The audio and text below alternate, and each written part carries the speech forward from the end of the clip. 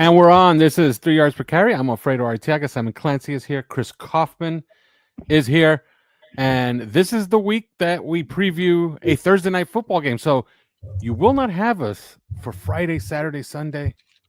You'll get us again on Monday. So we get like a reprieve from this season for a little while. But it should be an interesting game, and we will cover it in this game. We will talk exclusively this game, maybe a little bit Ravens big picture stuff as well. But first, we are brought to you by 305-800-PAIN.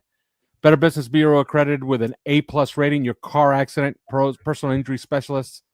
Fast connections with trusted doctors and attorneys, always ready to take your call 24/7. Again, 305-800-PAIN, 305-800-PAIN. And of course, Thompson Cigar.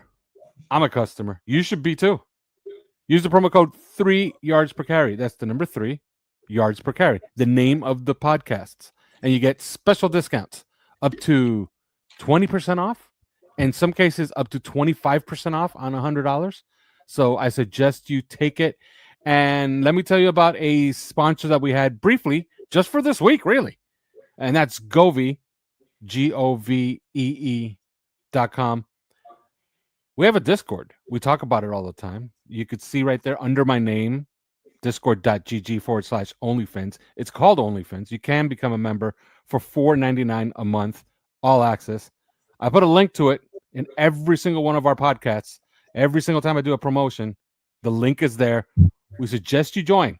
On that Discord, we gave away 3 pairs, not 1 pair, not 2, 3 pairs. That's 6 tickets that were not in the nosebleeds. They were not buried in some corner. They're club seats, row 1. So we're talking about in excess of $3,000 in tickets that we gave away on OnlyFins. And that's courtesy of Govee. Govee is a global leader in smart lighting innovation. And recently they announced a partnership with the Miami Dolphins, bringing Govee's smart outdoor lighting solutions directly to your homes and to the homes of all Dolphin fans. On October 30th, and that's this game, for the Miami Dolphins and Baltimore Ravens game on Thursday Night Football, Govee will be creating the ultimate fan experience at the Hard Rock South Plaza, lighting up the touchdown terrace, and hosting fan activities at the booth. Govee's lighting will be on display around the stadium and Dolphins fan zone before and during the game. Be sure to check it out. Go to govee.com for more information. That's GOVEE.com. As you can see, I put up their website right there. You could check out their website. They have a bunch of specials rolling for this week. Some end on Halloween, which is the 31st, which is just 2 days from now. So we suggest that you help them out because they helped us out. All right, guys. Let's start here.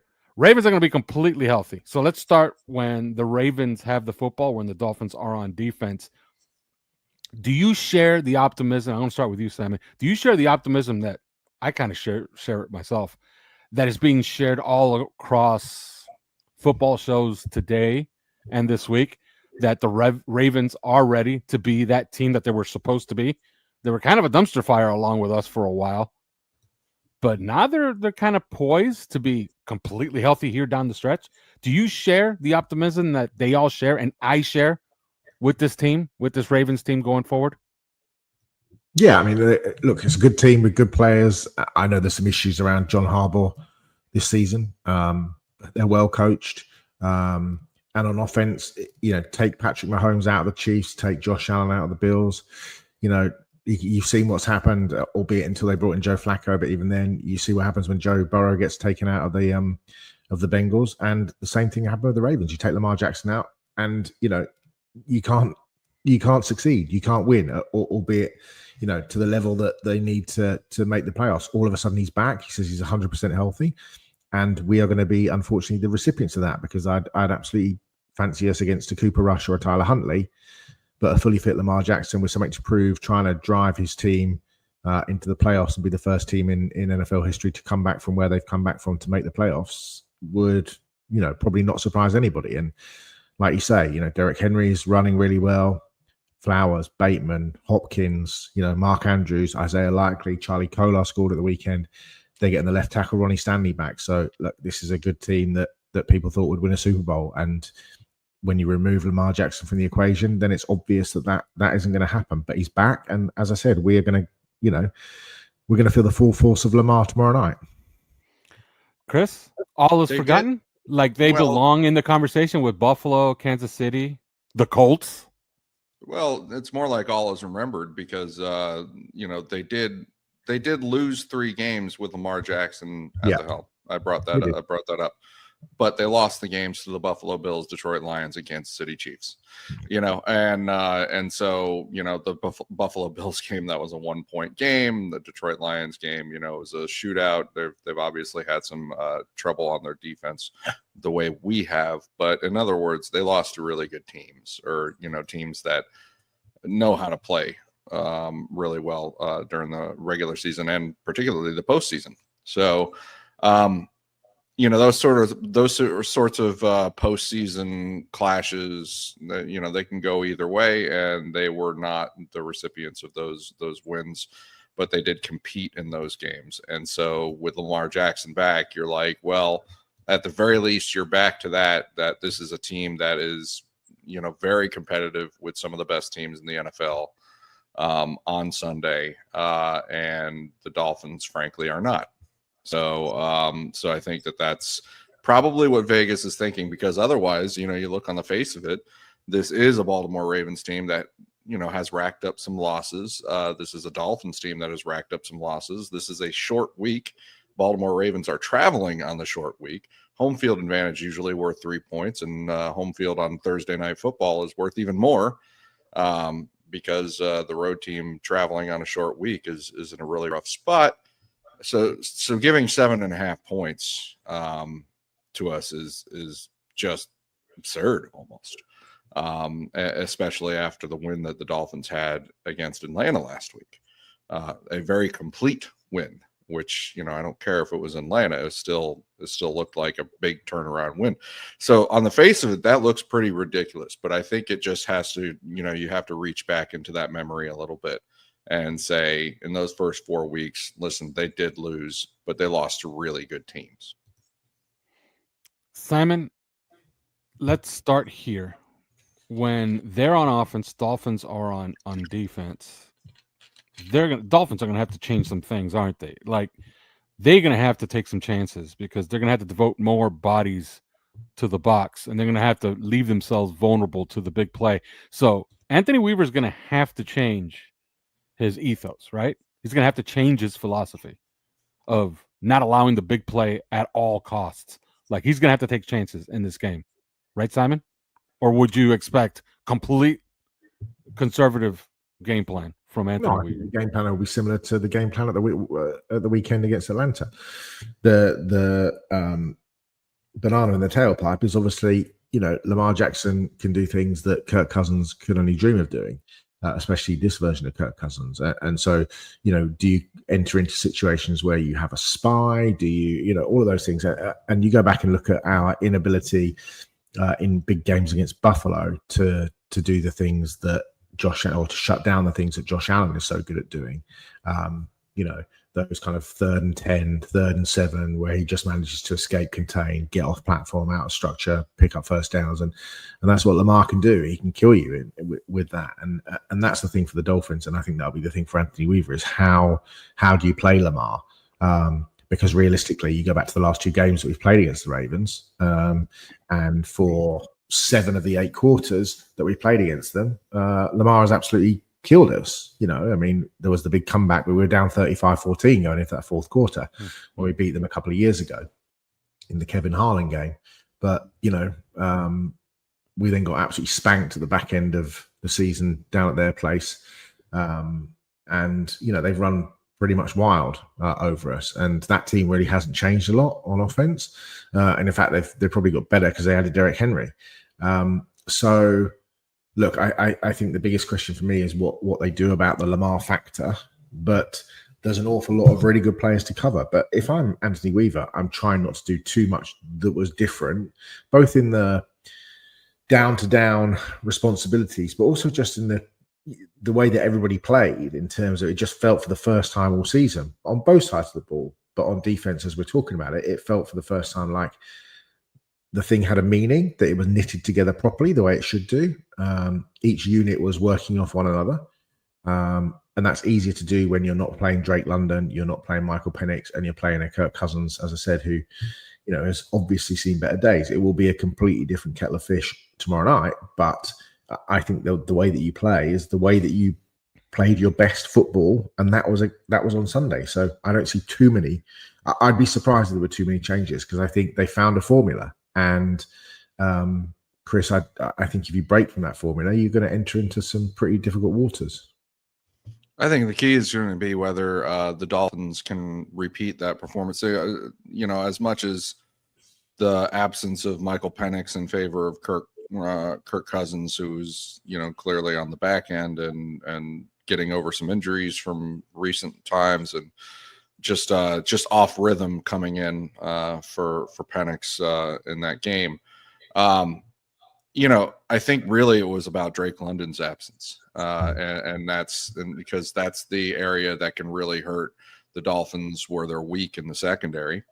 So I think that between his absence, as well as, the perhaps you're not looking at what's his name, the Kyle Pitts as quite the player that you might face in somebody like Isaiah Likely or certainly Mark Andrews. So I think that the challenge on Miami will be, okay, well, can you stop Zay Flowers? Can you stop Rashad Bateman? Can you stop those tight ends, Isaiah Likely, Mark Andrews, if they are fully healthy, which apparently they are? Then I would presume that those guys can make a big impact in the passing game in a way that the Falcons were left short. They weren't able to do that. So Miami, it's less about, to me, I mean, the formula, yes, they are going to try to repeat some of the things that he did last week schematically, but really it's going to be about whether the Ravens can make the Dolphins secondary and linebacker coverage pay in a way that the Falcons could not. Now, I don't see a way that the game script can be kind of clean. Like, it was rather clean against Atlanta. Like, the game script was clean against Atlanta. It was not clean against the Jets. They forced 3 turnovers. Against Atlanta, it was just 1 turnover. That was consequential, but it was 1 turnover, and it was time of possession that was actually hurting that Falcons offense, because at one point their splits were 8 rushes, 10 passes, and Kirk Cousins was 7 of 10 at that point. But the score was 17-3. And the next time that they touched the ball, they were 24-3. They ran the ball 2 more times, and they were down 31-3. So then it was just abandoned ship. You can't just run the football anymore. There is virtually no way on earth, right, Simon, that they can play a clean game script against the Ravens offense and win. They're going to need multiple turnovers, as many as 3 maybe.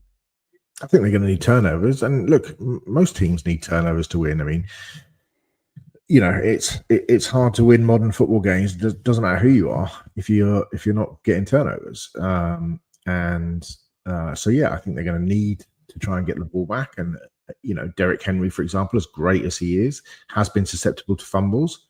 So I think there'll have been an emphasis in the short week of just making sure that hat on a hat, trying to punch the ball out, all of the things that we're seeing predominantly defensively around the NFL, that almost tackling has become almost like second fiddle to trying to knock the ball out. And if somebody gets beaten over the top and the defensive back or a linebacker is chasing them down, the first instinct these days is now not to tackle. It's to try and punch the ball out from behind, to try and get possession back. So I think that there will be a big emphasis on that this week. And but yeah, I think it is hard to shut down really good offenses, and this is a really good offense with a 2-time MVP quarterback, a Hall of Fame running back, future Hall of Fame running back, and DeAndre Hopkins probably Hall of Fame wide receiver. Obviously not at the height of those powers anymore, but Pro Bowl tight end in Mark Andrews, Bateman, Zay Flowers, first round pick, Bateman, first round pick on a good second contract. Isaiah Likely. they're likely, so Ronnie Stanley, really good left tackle. So, it's going to be hard and they're going to have to play absolutely lights out. And you just don't want it to turn into like some sort of sieve in the second. If they can get the ball, I mean, Lamar won't have played for 3 weeks, so he will be a bit rusty. And, I mean, how many turnovers can you get on defense versus how can you retain possession on offense and not? They need to play a clean game on offense as well, because if they can play complementary football, then maybe they do have a chance. But it looks like an uphill battle, I've got to say. Chris, you want to add something before we go to break here? Yeah, just that I think that to tag on that against the run, and perhaps I'll regret these words, but I think that when a defense starts getting its run fits, it becomes sort of infectious and sustainable, and so when you're not getting your run fits, again, it's hard to turn that around. But when you kind of start locking into place a little bit, which they have been, I think, little by little, and then sort of all at once last week, I think that is sustainable and will bleed over into this week. So that's not actually what I'm going to be worried about. Again, I may regret those words as Derrick Henry does what he has done way too many times. But I think that's not going to be it. It's going to be about Lamar Jackson coming off that layoff. As you said, he could be rusty. It's going to be about whether the secondary of the Dolphins and the linebacker coverage can hold up, because they will in particular be challenged by those tight ends and by those wide receivers and how they use them. So I think that that's going to be the game. That's going to be not just defensively for the Dolphins, but probably the whole game. And if the Dolphins aren't up for that task, then it's going to be a long one. Yeah, I read a stat that I wish I really didn't read, which was that Miami played their first clean game against the run in almost 2 years. They had 0 missed tackles in the game against Atlanta. I wish I didn't read that. Okay, because you know who's coming into town. Yeah, the thing about that Atlanta game is that you have to ask yourself: was it, was that the anomaly to what the rest of the season has been, or is this the start of something moving forwards? And I suspect it's probably more anomalous than reality, but tomorrow night will show. Yep. All right, we're going to go to break, and when we come back, we're going to talk about where, in my opinion, the only place that this game can be won, because they're going to have to score some points, and that's when the Dolphins have the football against the Ravens defense. But first, these words. And we're back. All right, I said it before going to break, and I'm going to repeat it here. Yeah, this offense, the Dolphin offense, is going to have to win this game for Miami if they have a chance to win the game. 0 turnovers. They're going to have to run the football incessantly, I believe, because they're going to have to win the time of possession, because they're going to have to keep that offense off the field to have any chance in this game. Agree, Simon? Yeah, absolutely. And I think, again, much as we talked before the break about what the defense needs to do, I think the offense needs to come out with the same script that it had at the weekend, and that's continue to make a commitment to the running game, even if early on it feels like, oh, it's not working, and guys are getting stuffed, and it's stuffed, is that a word? Stuffed. It's we're averaging 2.8 or 3.2 yards per carry. And there's got to be, we can't be in a situation where Tua is just going back and just challenging Kyle Hamilton and Marlon Humphrey and Nate Wiggins, who's turning in a great year, and it can't be that situation, and allowing their defensive linemen and Mike Green and people like that to just pin their ears back and come after Tua. That is not a recipe for victory, I don't believe. Staying true to the run, getting Ollie Gordon involved. The 3-headed running back system worked pretty well. I thought, as I said it on the Monday show, I thought Alec Ingold had his best game of the season. We're gonna hopefully they'll continue to roll out that sort of Daniel Brunskill 6 offensive lineman, almost to the point sometimes where you just think they may even just roll out in 14 personnel sometimes. Like I watched the Steelers against the Vikings in Dublin, and Aaron Rodgers' offense ran 14 personnel probably more times than they ever run in Rodgers' career in one game. And they were using Big Darnell Washington, and they were bringing in an offensive lineman who was playing as a tight end, and they had Johnny Smith, and they had Freiermuth, and they had, a running back as well, and they were just punching the Vikings in the face, and it worked. And look, this might be the next iteration of McDaniel.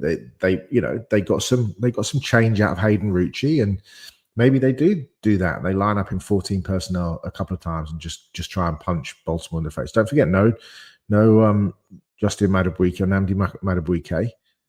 So you're removing their best, arguably their best defensive player, not called Kyle Hamilton, or not even arguably. And they inexplicably traded their best edge player a couple of weeks ago. Yeah, Odafe Owe was traded to the Chargers. So, Mike Green had his first sack of the season at the weekend. Carl Van Noy is 108 years old, but he had 8 sacks last year.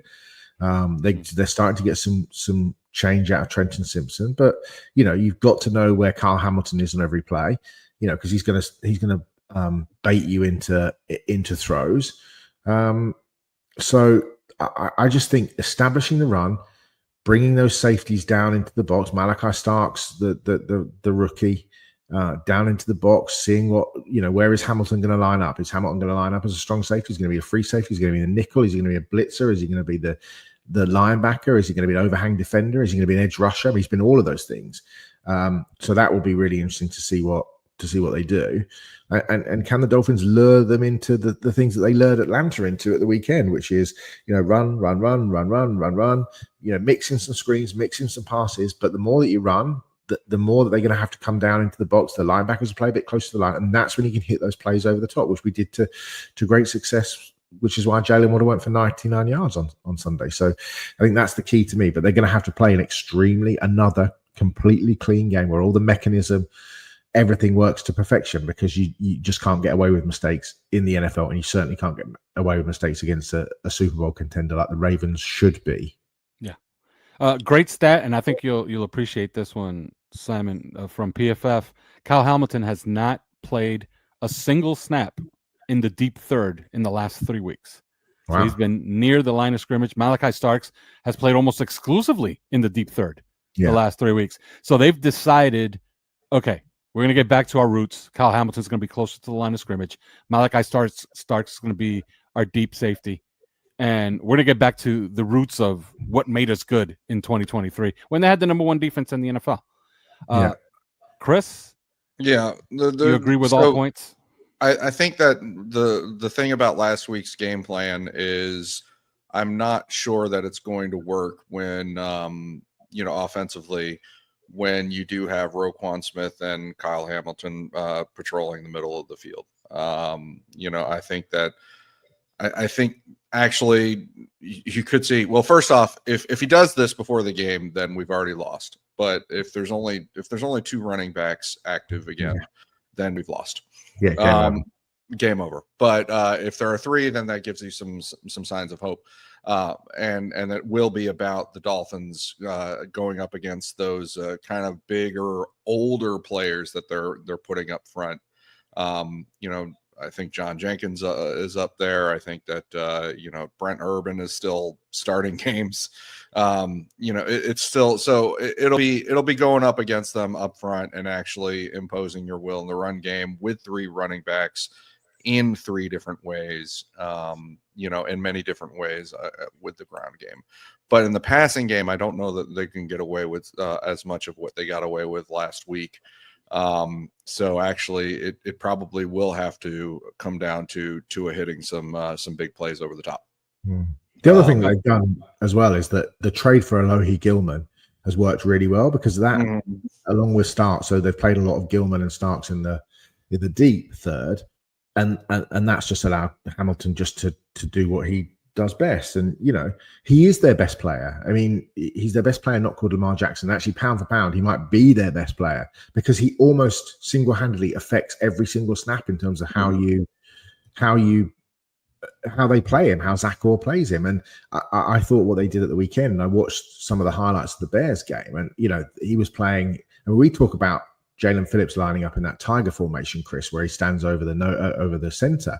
That's what they do with Kyle Hamilton. They just blitz him, and he was punking like Joe Thuney on 3rd down. He was like bouncing off guys and sacking Caleb Williams, or blitz pressures. And I think that if I'm Zach Orr, knowing that Tua isn't particularly mobile in the pocket and doesn't handle pressure particularly well, I'd be sending arguably the best pound-for-pound defensive player in the league, not called Myles Garrett or Micah Parsons, on a blitz against an offensive, especially on that right side, through the Cole Strange, Larry Borum in that area, and send him after Tua.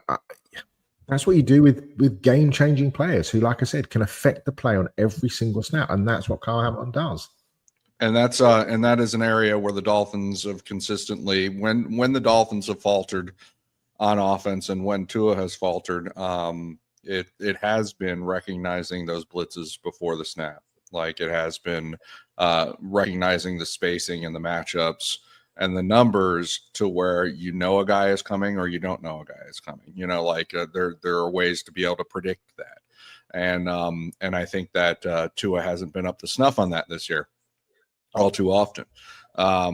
Particularly in that first game of the year against the Colts, and we saw it again in some subsequent games later on. So expect the Ravens to test them that way. I still think that that if they are able to read those blitzes, then Tua does beat the blitz pretty well as far as going hot. But Mike McDaniel has to lay down those hot options for him.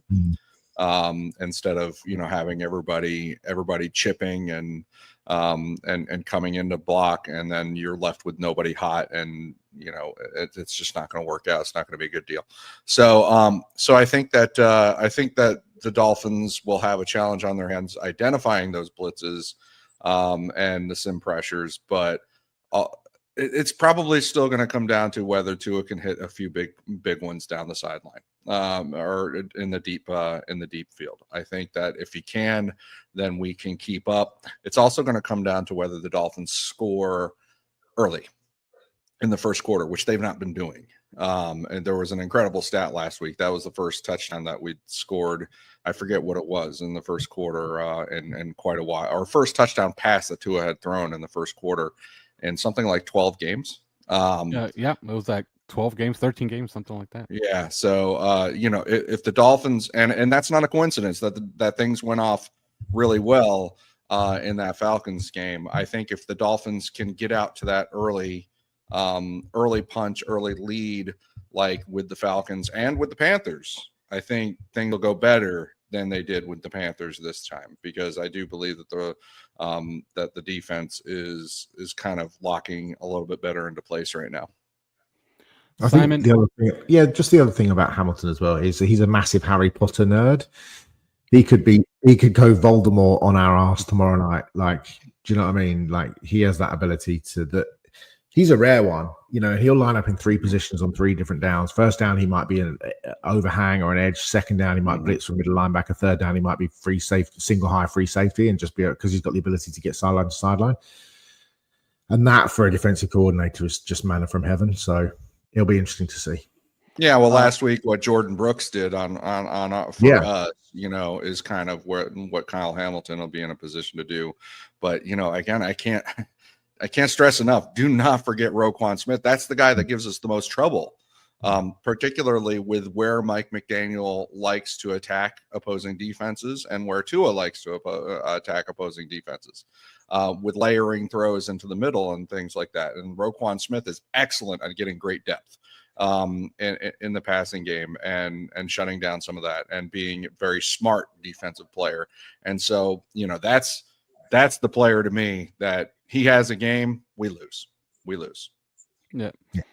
Simon, one point for a little bit of optimism here, and what makes me optimistic about one thing in this game is that the Ravens do trust Teddy Buchanan and Trent Simpson one-on-one with running backs out of the backfield. We have the best, maybe Christian McCaffrey's a better pass catcher than Devon Achane, but my God, if they're going to do that again, and they've done it all season, and they tend to do it consistently, then the Dolphins have to exploit that. And there is no way that Miami can win this game if Devon Achane is not having a monster game, like at least 150 yards from scrimmage.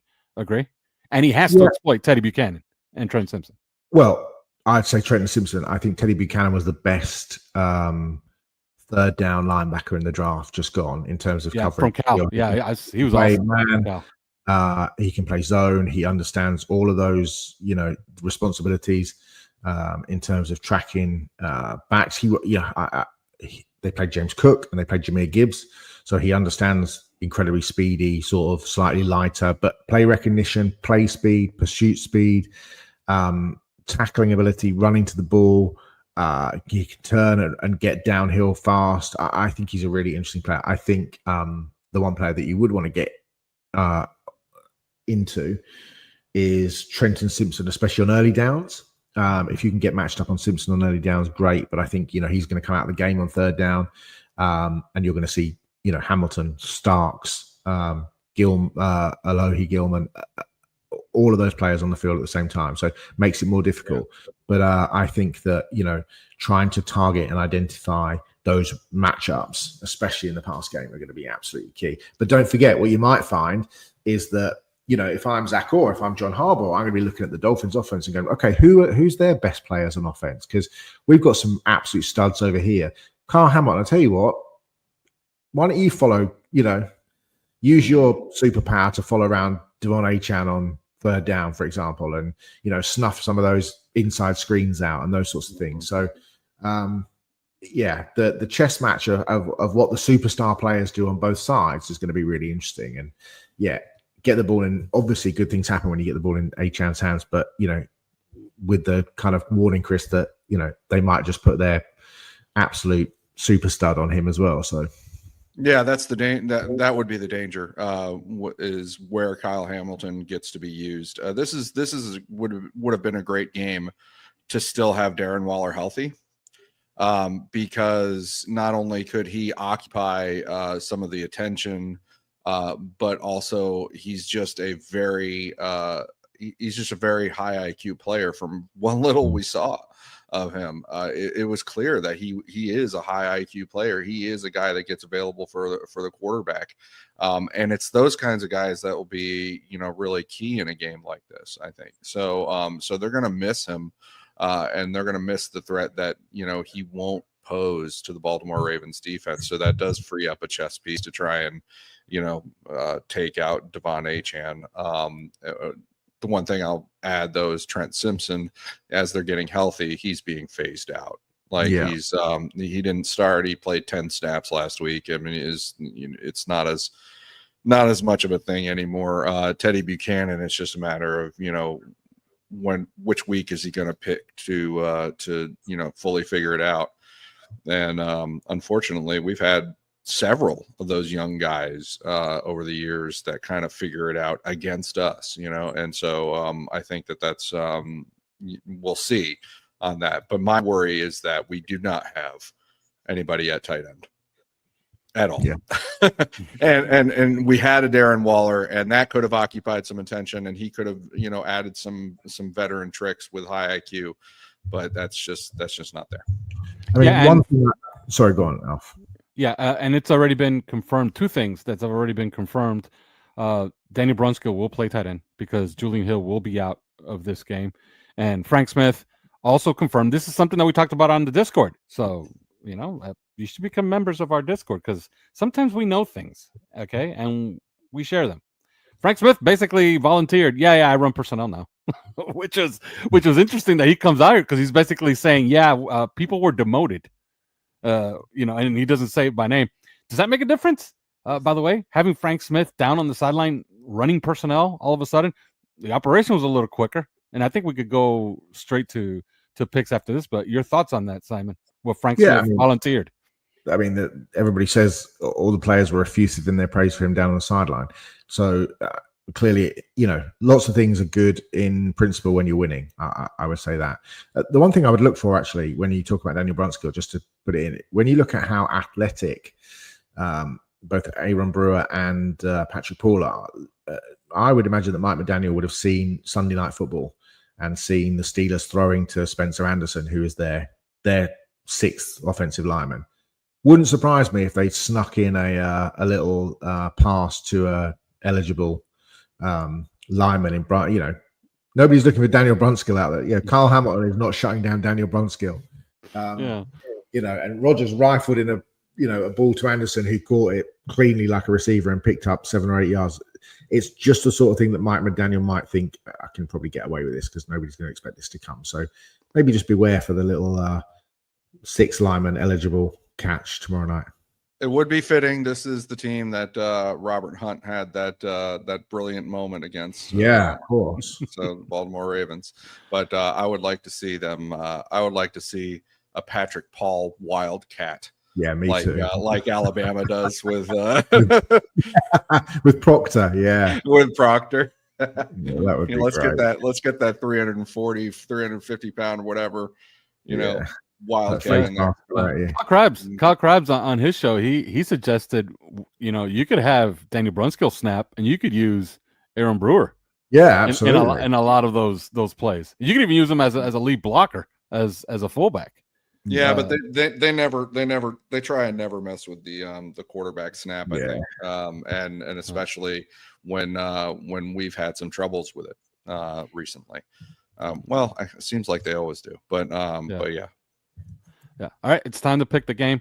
Man, Lamar Jackson is back, and that's what you want, by the way. You want to measure your team against other teams' best. Have we gotten a Tyler Huntley in here and we would have farted around and won by a field goal or something like that? What are you going to learn? Like, you want these young guys to get experience. You want the players, especially up front, that they're going to play against a really good offense. You want to see those rookies play against a really good offense. You want to test your wares against, in my opinion, the best roster, at least on offense, because they're kind of diminished on defense due to injury. On offense, I do believe it's the best offense in all of football. And they kind of proved it last year. They're finally healthy for this game. So this is precisely what you want. I think the Dolphin offense will play well. I think they'll score points, namely because they have some, I'm not going to call it a schematic advantage, not like Charlie Weiss, saying we have a schematic advantage. No, it's just that the Ravens are diminished on defense and they tend to give away points. And even against the Bears last week, when they were relatively healthy compared to what they've been, they were giving up a lot of yardage. And it was just, Caleb Williams making mistakes in the red zone consistently. Miami plays relatively clean. I think they score points. Problem is, how the hell are they going to keep Lamar Jackson off the scoreboard? So they'll be beaten by the scoreboard. They won't cover, but it'll just come in under. So by 7 points. So Ravens 34, Miami 27. What say you, Chris? Wait, you went to me first? I have a problem with that. Okay. No, I'm just kidding. I'll go. No, I think that the Ravens will get some things done on offense, but I don't think they're going to get as much done on offense as a lot of people might think. I think that they're looking toward a 25-point outing, something like that. But unfortunately, I do think that the Ravens' return to health of some key players, is going to make the difference. As I said before, without a tight end to occupy the middle of the field, I think that this is going to come down to hitting passes over the top, and that gets when Miami has to focus on that tends to get Miami their offense in a bad place. And then they get out of rhythm and it just doesn't work. So I think that this is like a 25-12 outing, something like that. It's just there's going to be a weird score with a lot of field goals or something on Miami side. Simon? Oh, now you're coming to me. Now you want me. Yeah. I think Ravens will win 35-18, 35-20, something like that. All right. And we're going to leave it right there. The next time we talk to you, we're going to take like a small little hiatus here, and we're going to be off for the weekend. We get to watch consequentially free football. Any college football that you're looking at on Saturday, because I'm going to be watching horses. It's going to be Breeders' Cup Championship Saturday, so I'm going to be watching horses on Saturday. So I'm going to have to watch all my college football on Sunday. Any games that you have your eye on, Simon and then Chris, for Saturday? Penn State, Ohio State this weekend, isn't it? Oklahoma, Tennessee is a good game. Norris Sellers against Ole Miss will be a good game. Cincinnati with Brendan Sorsby, the guy that sounds like he's from a Philip Pullman novel, playing playing Utah. That'll be a good game. So yeah, there's a few. I think there's a few decent games this weekend. So I was just scrolling down to see what else I'd missed. But yeah, I think those Georgia, Florida. I mean, Florida unranked, but still should be an entertaining game. So yeah, there's a few. There's definitely a few. Yeah. And by the way, in case anybody who's watching us on YouTube, if you can see CK right under his name, it says Cocky Heat fan. What the Heat have done, Simon, let me explain it to you in like football terms. It's as if the Dolphins would have come out this season in the wishbone and would have been averaging 450 yards rushing per game. Right. Okay. The Heat has come out this season and done the exact opposite of what anybody expected them to be, and it seems to be real. I'll ask you there, Chris. First of all, give us something to watch on Saturday, and second of all, is it real? I about Saturday, I'm basically just in it to watch the red zone and watch it come to me. I don't really care that much about the games, especially now that the South Florida Bulls barely lost to Memphis, and the hopes of getting into that playoff as the representative are dashed. So no, is the Heat thing real? It's like watching. I'd attribute, or I'd say I would compare it to watching the Dolphins in 2022.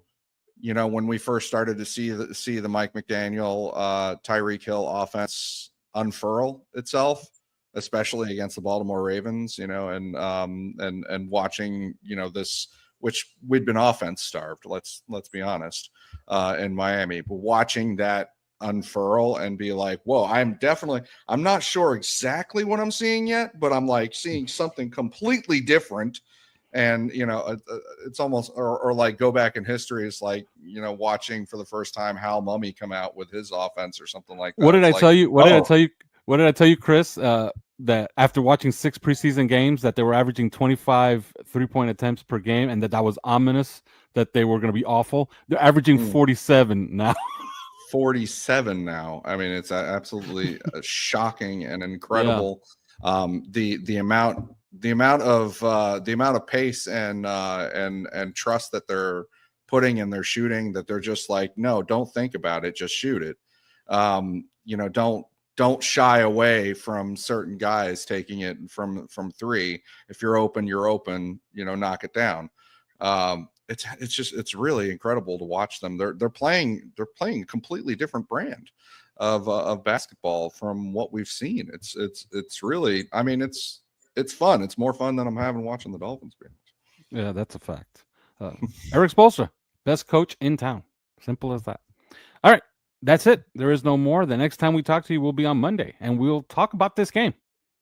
Hopefully there's something to talk about in this game and not just an absolute, pasting at the hands of the Baltimore Ravens. But it should be fun. You're going to see a lot of star power on that field for the Baltimore Ravens, so it should be fun watching. But see you then. Cheers, guys.